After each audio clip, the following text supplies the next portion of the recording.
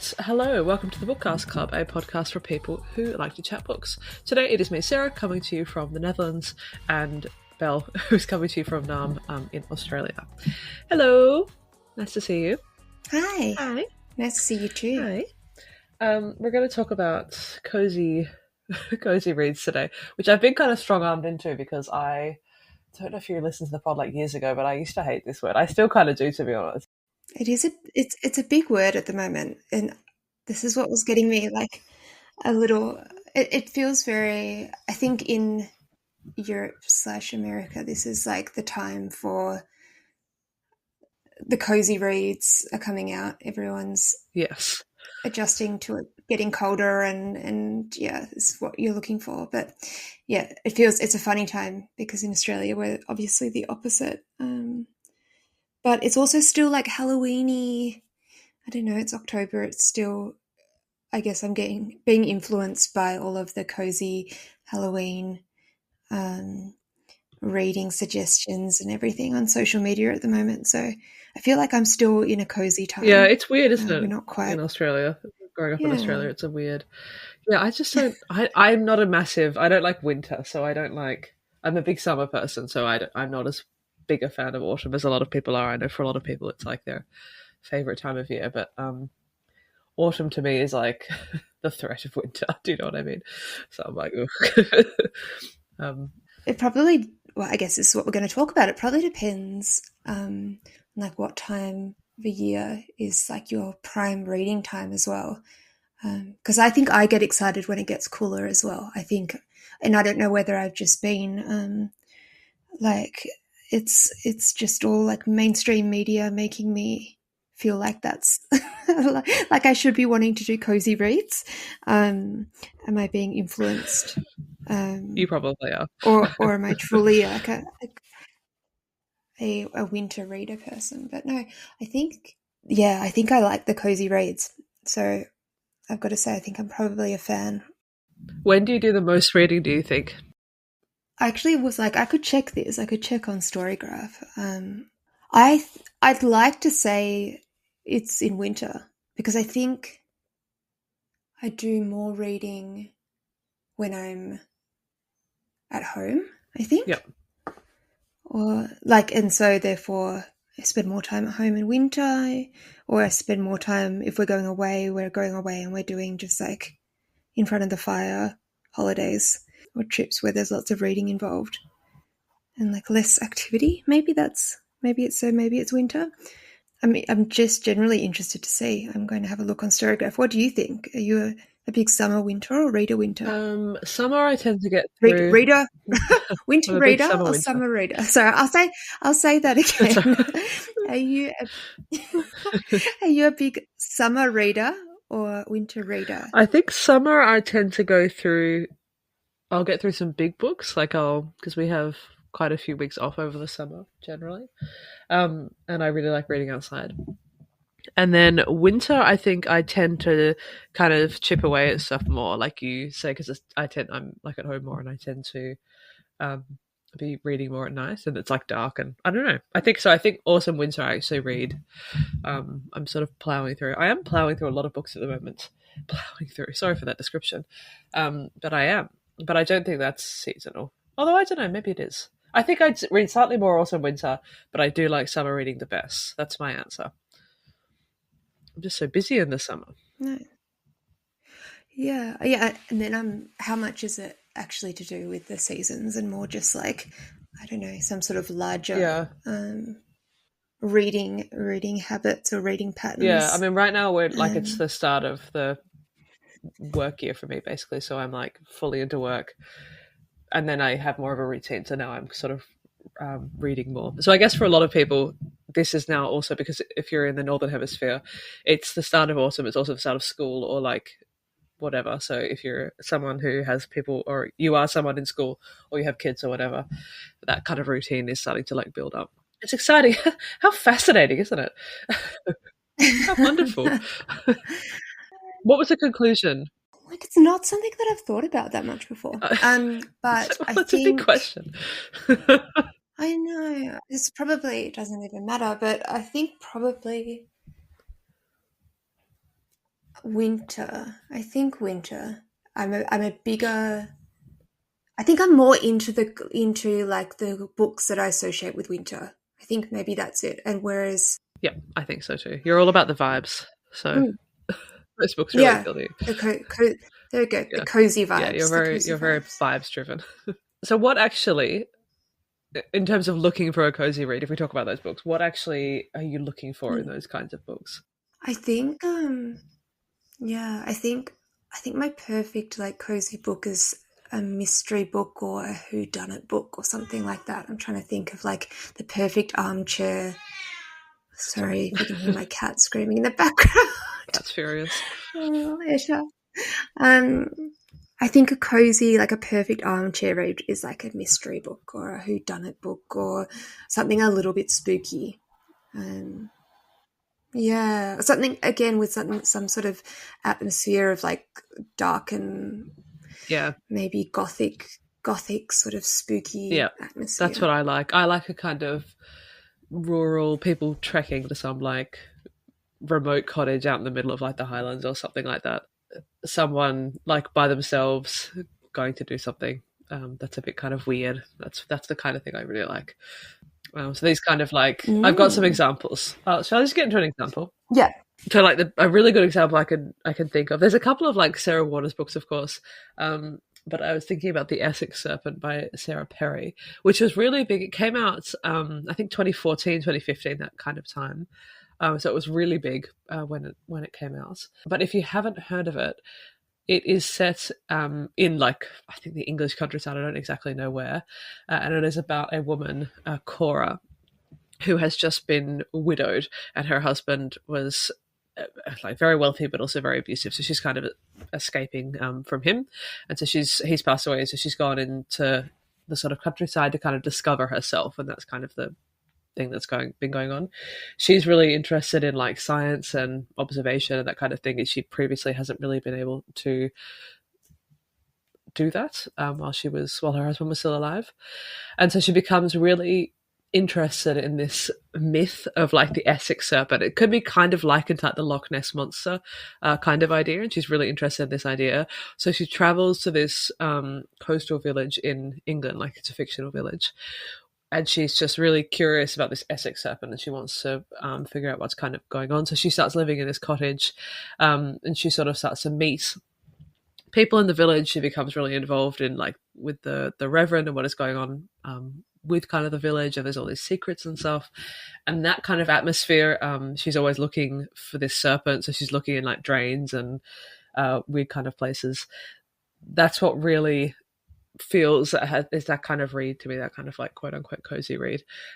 There's all of this kind of paranoia around this serpent, so things start to sort of weirdly start happening in the village, like some kids start getting sick, and it sort of happens really slowly and really sussily, and people are attributing it to this mysterious serpent. And so that kind of thing, it kind of builds up really slowly. There's all this whispering about the serpent. She goes to dinner parties and everyone's kind of talking about it. That's the kind of peak, I guess. I thought of it because I recently gave it to my mum. I read it like 10 years ago, but I gave it to my mum and she really loved it. And it reminded me that it was a really, really good book. And this sort of like, it's all about the sort of balance between what's actually happening and there's all this hysteria. So it's a kind of truth fiction balance. It's very good. Yeah, right. Is it like a big? Is this a silly question? But it's like a big, like a serpent, like a big, Yeah, no one really knows, I like a big think. It's very snake. Loch Nessy. Like, Yeah, okay, yeah. It's just sort of drifting around. I think where I possibly remember living?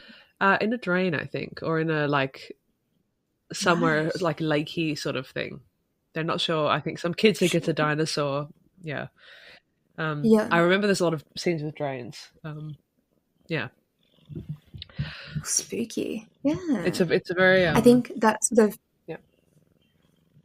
small town, sort of like that hysteria, that like muttered sort Yeah. of, there's like those whispers of something going on. I was just thinking of the accursed bread, but I feel like that the hysteria part of it feels like cozy, but I feel like the rest of it's very like more of like a summer feeling book. Yeah, Curse Bread's kind of For some reason. it feels hot. Like it feels Yeah.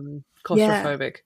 So it kind of tips over into Yes. being Cora's like intervene. roaming around the paddocks in her gumboots, like Yeah, very, yeah, it's like very that kind of wintry. thing. Yeah, Yeah. she's stomping around looking for serpents and reading like books. It's kind of a bit academic in that she's like reading all these books and stuff. So yeah. What Oh, did you good. think of? Yeah, so I was just standing in front of my bookcase before, trying to have a think, and I can only assume that it's because I've lent books away over the years, but I feel like I could not find like a really, really good, mystery spooky one that either came to my mind or sort of appeared in front of me just in the 10 minutes before we started Yeah. recording. Sorry, I'm just having a look at the books behind my laptop as well.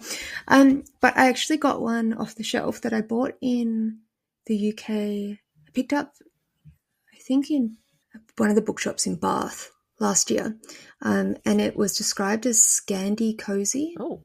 And I think I had expectations of reading it whilst we were away, because we were going to Copenhagen after Christmas, and I was like, oh, this could be a good one. And then I didn't get to it, and it landed on the shelf. I've just pulled it off and read the blurb, and I was like, this actually sounds like exactly my flavour of cozy read. So it says, a country house, old friends reunited, it's going to be murder. Torben Helle, I think his last name is, Helle. It's called, I'll start off with that. Let's start off with the title. It's called Helle and Death, and it's spelled Helle. So it's, I think, the main character's last name. Helle and Death by Oskar Jensen. And yeah, what grabbed me was one of like the little author blurbs on the front called it Scandi Cozy. And a golden age country house who done it for the modern age.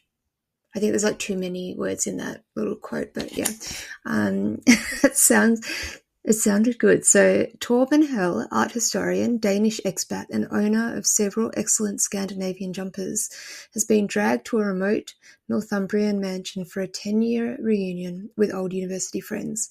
But when some shocking revelations from their host, a reclusive and irritating tech entrepreneur, are followed by an apparent suicide, the group faces a test of their wits and their trust. Surrounded by enigmatic housekeepers and off-duty police inspectors, suspicion and sarcasm quickly turn to panic. Only by drawing upon all the tricks of Golden Age detectives past will Torben be able to solve the mystery. How much money would it take to turn one of his friends into a murderer, and he'd better be quick or someone else might end up dead.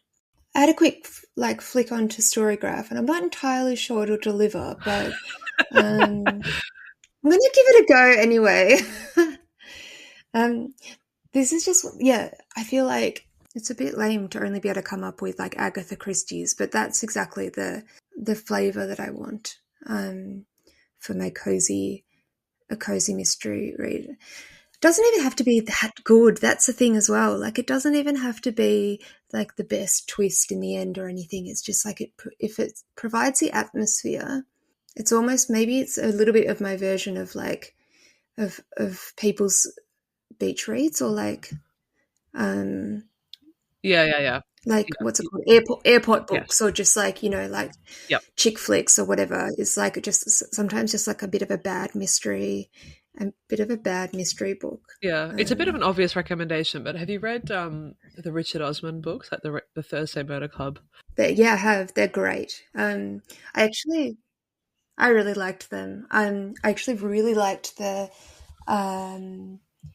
We Solve Murder, which is a new one. It's like a new series he's bringing out. I think it was published last year. We Solve Murders.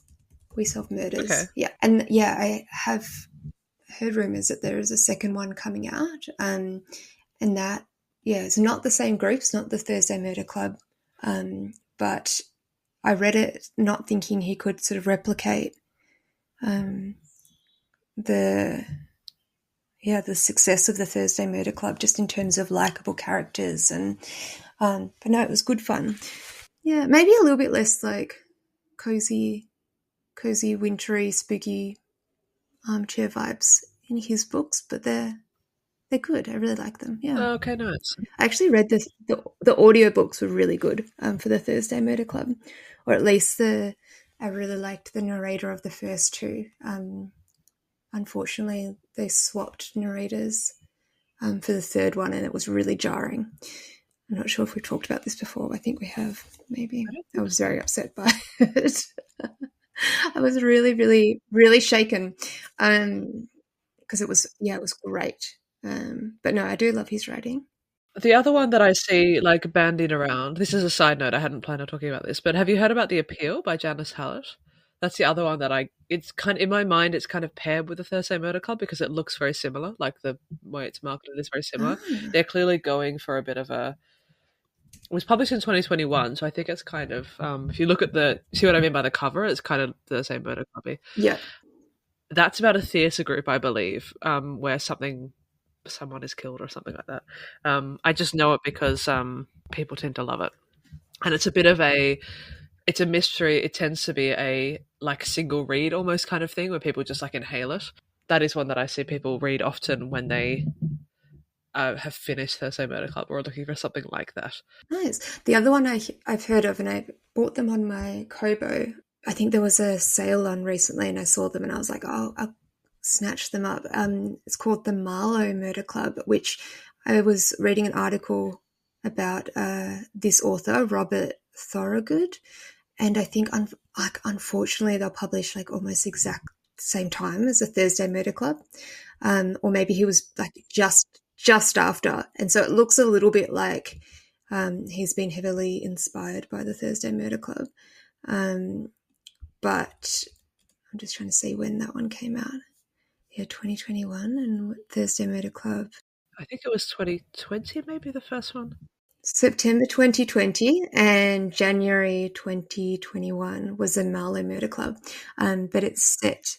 Yeah, it's just very, very similar. Yeah, that is unfortunate because obviously they would have been locked in, like well locked into what was going on with there. Absolutely. But to the reader, it doesn't look like that.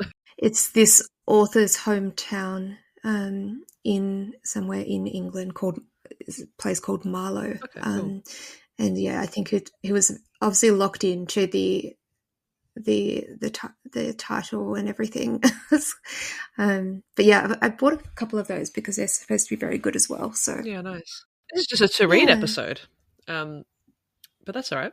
I want to talk about another one which I have also read, which I don't remember. I might have talked about it on the podcast before, but a long time ago or so. That is The Wolf Border by Sarah Hall. This one is also written about 10 years ago, 2015. That was a great era for me, apparently. And this is set around the reintroduction of wolves in Britain. So they obviously haven't been reintroduced in Britain, but that is like the premise of this story. It's a exploration into what might happen if that was to be. And so in the story, they've been reintroduced from Romania, so they've been put into Scotland, I believe, and it follows a scientist called Rachel, who is from the UK, but she's been living in Idaho on a reservation for a long time, like 10 years, and she's been studying wolves and wolf behaviour. So she then is I think asked to come back, so she goes back to Cumbria, which is where she's from. So Cumbria is like the north of England. I think it borders Scotland. And she's now living in this kind of like cottage. This is exactly where, to me, it feels like a cozy book. She's living in this kind of like rundown cottage in the middle of basically nowhere. Her job being to like monitor these wolves and figure out what's going on. She's in a sort of crossroads with her life. A lot of stuff has just happened to her. Her mum has just passed away, sort of coincidentally. And she's also unexpectedly pregnant. And she just found this out before she moved back to the UK. So she's sort of in this position where she's not sure what to do with her life. She's sort of got a lot of time to think about things because she's just sitting there like looking at wolves and thinking about wolves and like writing stuff down. And because there's only a couple of wolves in the book, she sort of follows them. She sort of knows what they're getting up to. And one of the wolves herself is also pregnant or has a cubs or something like that. So there's this kind of theme throughout of like motherhood. And Rachel is kind of feeling this weird mix of being kind of trapped, but also in this kind of really free, isolating way because she just has to, her task is quite vague. So it's just kind of, it's a book sort of full of contrast in that way. It's kind of like big open spaces, but then kind of feeling claustrophobic as well. And then it's very contemplative. There's all these kind of things happening in the background around the wolves, but the main point of it really is her kind of contemplating these ideas about like sort of motherhood. I remember really liking the sort of themes about motherhood and choice, because she becomes really, she's thinking a lot about her own mum, about herself as a mother, and she's also thinking a lot about this wolf, and who she's just seen become a mother, and like who has choice and who doesn't have choice, and like what that kind of means. And she sort of wonders a lot about what the wolf is thinking, and like what might be driving her, and like how she's kind of navigating all this kind of thing. So I really, really liked it. I found it like really, really compelling. And I really love this kind of idea of there being like multiple threads in these different conflicts in the book. I really, really liked it. It's kind of, because she's a scientist and because the whole point is that she's kind of making observations, the way that it's told is a little bit sort of detached, but then it also has these really beautiful scenes. So it's like the way the nature and all that kind of stuff is really beautiful.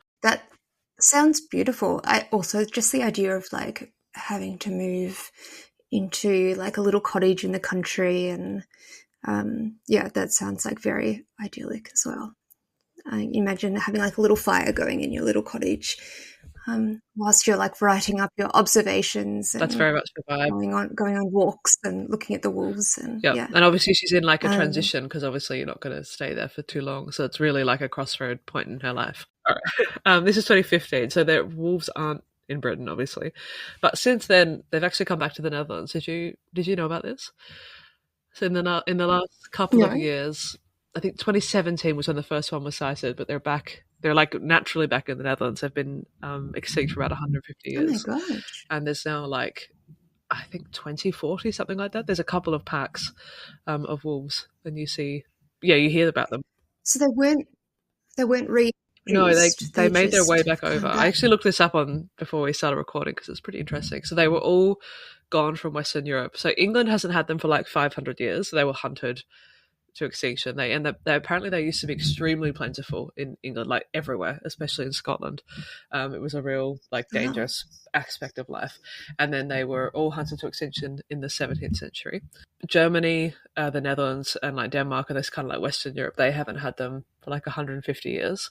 And then in about 20 years ago in Germany, they started to come back over from Poland. So that was when they first started to come back over to Germany, and it was just the last sort of 5 years that they've started to make their way back over further west to the Netherlands and also to Denmark. So they've come sort of further west and up north. So now in Denmark there's I think 40 or something I read, and in the Netherlands it started off like 5 years ago. I remember there was like 1 or 2, and now there's estimates of like 6-7 packs, like a lot. And it's a very, very divisive issue, as you can imagine. So some people really hate them. The farmers like really hate them, and other people, really like them. Apparently, there's a huge age split as well. I was reading, especially in Denmark, where younger people really like them and want them to stay, and older people absolutely hate them and want them gone. It's a real split, like an unusual split. It's not. You can imagine that. Yeah. Well, you can imagine the farmers. It's like not having the infrastructure set up to like protect their sheep, from any sort of large predators. So, anyway, that's cool. Yeah, that's very cool. I like that idea of like the wolves coming back. Yeah, they're all like, you hear about people sighting them like around the woods kind of near where I live. There's that's so cool. Yeah, there's like it kind of feels a bit like, it's not like the Essex Serpent, but you know what I mean. People are talking about it. So that's pretty cool. That'd be fun. But if you saw some on your run or something, that'd be very cool. Yeah, that'd be wicked. I'd love to see a wolf on my run. Yeah. Are you being sarcastic? Is it scary or yeah? It'd be fine. You could outrun them. I'm sure. Absolutely could not run out of wolf, but thank you. Thank you very much. Okay, I was stuck before for recommendations. I still can't think of a good whodunit, but I would say definitely my favourite sort of classic armchair spookies would be Shirley Jackson's The Haunting of Hill House and We Have Always Lived in the Castle. Oh yeah, I think Jen loves that. Those are just such good. Gothic-y. I feel like I've read them multiple times. Yeah, like gothic-y, really atmospheric, spooky house, isolated house in sort of a bit of a spooky, hostile town, and Jen bloody loves that. I think that's one of her favourite books. We've Always Lived in the Castle. Yeah, good, just a very like reliable armchair cozy read, I think. The other thing that I love to do, I think this is probably quite like a trans-seasonal thing that I do, is read short story collections, Oh, I okay. think. I was going to say, I do that in like the cozy read, sort of spooky short story collections. I think probably like when I'm a bit stuck for reading motivation, or I'm like in a little bit of a slump, because I've got one on my bedside at the moment that looks really good, and that's got a bit more of a spooky undertone to it.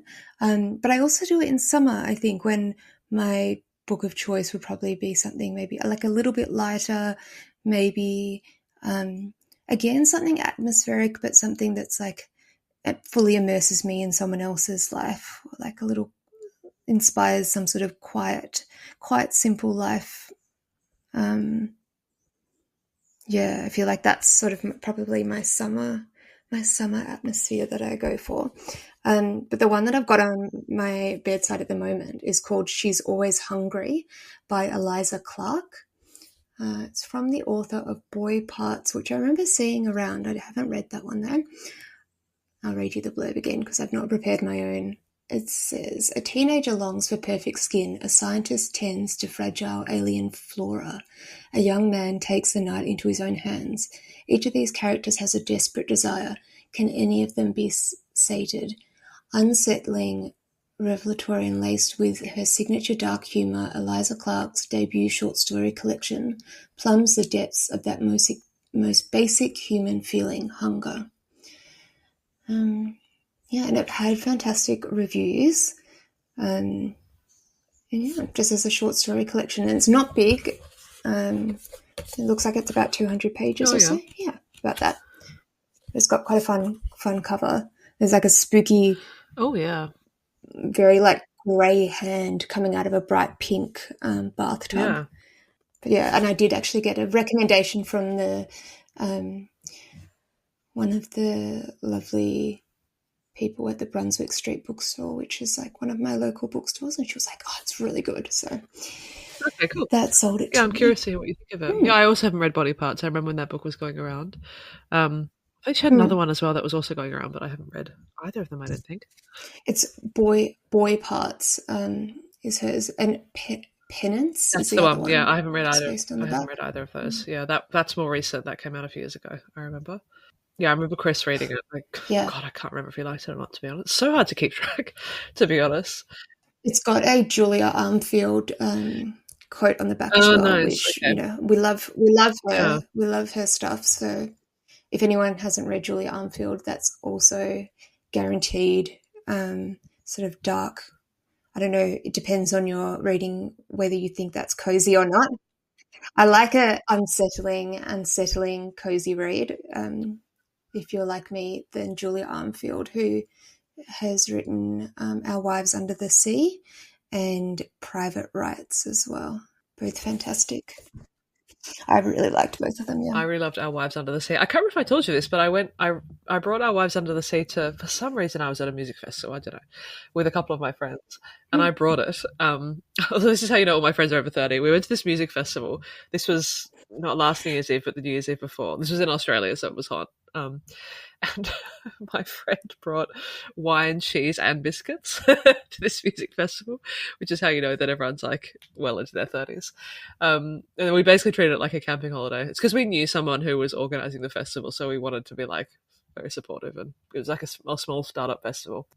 And then I brought Our Wives Under the Sea, and it went around. Oh, I think like 3 people read it because I really liked it. And then my friend Cobby, who's been on this podcast as well, she read it and she really liked it. And then someone else read it. It was funny. This book was getting passed around a music festival. But anyway, I was going to ask. I've got some books that I've sort of got on my radar that sort of hit this theme, so I wanted to talk about those. But first, I was going to ask: do you get into like film watching or like TV watching? At this sort of when you want this kind of like atmosphere, are there any kind of Yes, yeah. I saw actually that you had Gilmore Girls on your Yeah. list of things that you get into at this time of the year, and definitely that's been a go-to in previous Yeah, I'd years. never seen it until I was finally convinced to watch it because Jenny did an episode with someone who was doing the Gilmore Girls reading challenge like 2 years ago. Mm, And I'll link this episode below because for some reason it really convinced me to watch Gilmore Girls. And then I've started watching it, and it's really good. I really like it. I'm about 20 years behind everyone else, um, but it's really good. I started watching it like 2 months ago. yeah, I've watched it like a couple of times all the way through, but I think I did it in uni. It used to be like my go-to as soon as it started getting cooler, or as soon as it became autumn.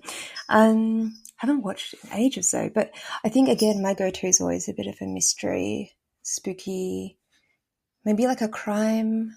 I'm like a big fan of like a British crime cop show, so I think I ride that. Yeah, that Yeah, I theme. sort of stick with my theme of that of a bit of a like a spooky read or a mystery read. Have you watched The Bridge actually? You know what? I actually You haven't. would like that, I think. Um, It was a bit too yeah, spooky for me, but it's set on the okay. bridge between what is it going to be? Let me think. Copenhagen and Malmo in Denmark and Sweden, and it's about this like it's a very Scandi like thing, but I really liked it.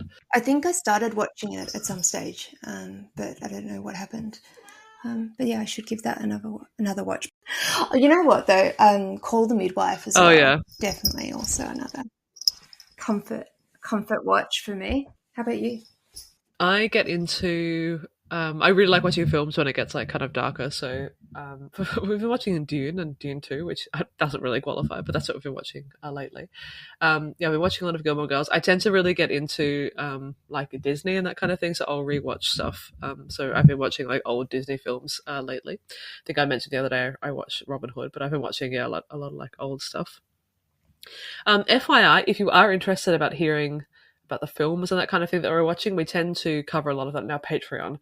So we have extra monthly bonus episodes for people who are our Patreons. And one of the things that we tend to talk about all kinds of things on there. It's a little bit more casual, but one of the things we will often cover is the films that we watch because Jenny is a big film watcher and I am journeying into being a film watcher. I'm building myself, building up my number of films watched per year, which is pretty fun. So if you are interested, that is a good place to listen to us talking about films.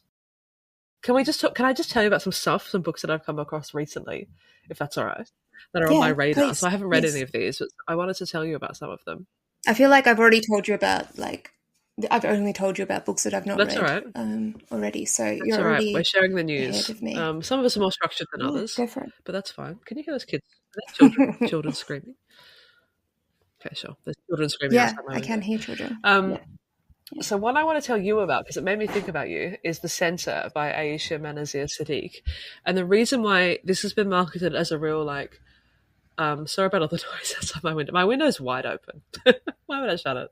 It has been marketed as a real, like, literary horror.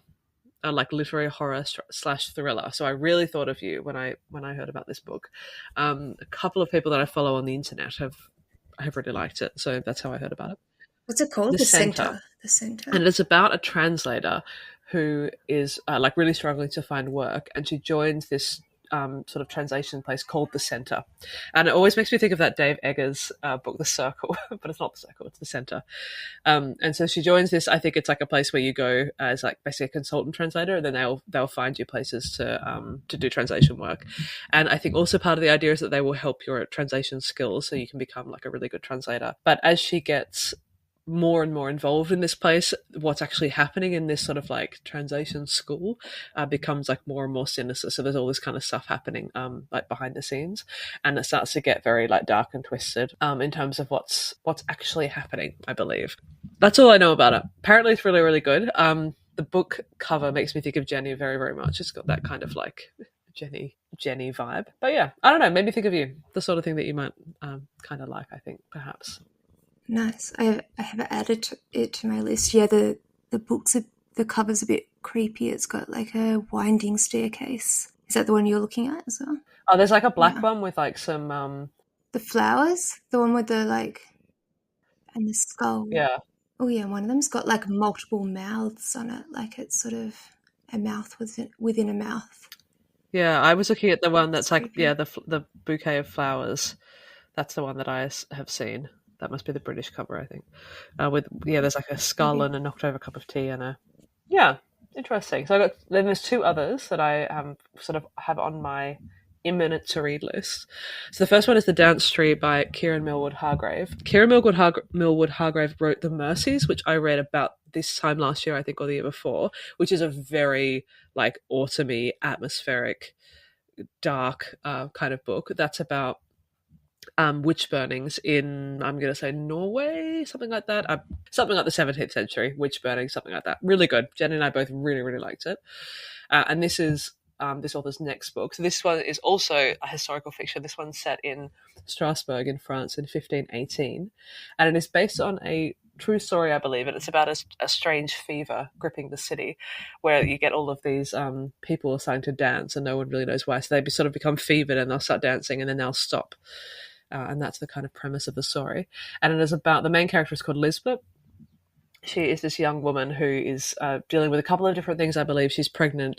Some different things have happened in her life, and it's about this kind of weird, fevered mystery that's kind of gripping this town, and what actually happens there. So I'm, yeah, really interested to read this. And the last one is a fantasy. I don't know if you know. If you're not a fantasy reader, you might not know this, but in the like fantasy world, there's this whole thing about like cozy fantasy. People really get into it. Not massively my thing, but thinking of books like Legends and Lattes, all this kind of thing. It's like in books set in inns where people are like making food and growing vegetables and that kind of thing. Nothing necessarily is going to happen really. But one of them, Emily Wilde's Encyclopedia of Faeries by Heather Forcett. I don't know why this is sort of like really appealing to me, but I'm going to give it a go. So this is about a woman who is like an academic or a scholar of some kind. I think that's often the premise of these kinds of books. And she's looking for, I think she's trying to write about these kind of this folklore and this mystery. And then she gets really involved in this kind of fairies and the sort of fae folk and that kind of thing that are around her. But again, a couple of people who I know have read this and really liked it. So I'm curious. I'm mostly just taken by the cover, to be honest. This like kind of purpley black cover I think is really cool. So I'll give it a go. Nice. I've got one more actually Mm. alongside She's Always Hungry. On my radar, same sort of vibes, same sort of dark spooky vibes. It's called The Fate of Mary Rose by Carolyn Blackwood. So that she was dead even before I became aware of her existence. A child has been abducted from a sleepy Kent village, her face plastered across the media. As the crime unleashes a wave of hysteria, the claustrophobic world of Rowan Anderson and his inscrutable wife begins to disintegrate. Consumed by her macabre fixation, Cressida, which I think is the wife, is determined to save their sickly daughter, Mary Rose, from the same fate, and perhaps even from Rowan himself. With caustic wit and pitch-black brilliance, Carolyn Blackwood creates a skin-crawling and utterly compulsive story of repressed violence, female rage, and maternal obsession. And someone has said that Carolyn Blackwood sits firmly alongside the greats like Shirley Jackson and Patricia Highsmith. That is on my bedside table at the moment. It sounds very grim to me, so I'm curious to hear what you. That opening sounds very, very, very grim.